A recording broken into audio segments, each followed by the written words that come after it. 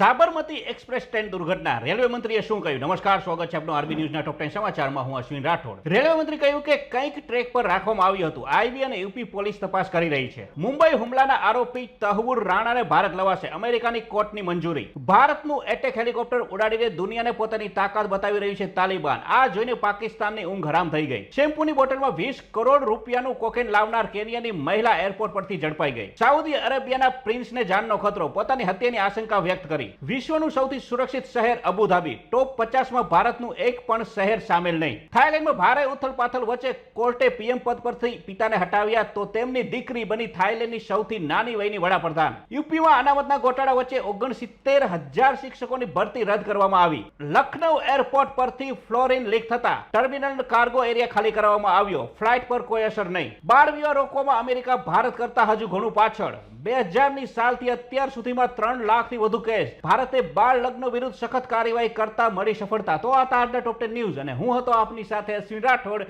Jay Hind, Jay Bharat.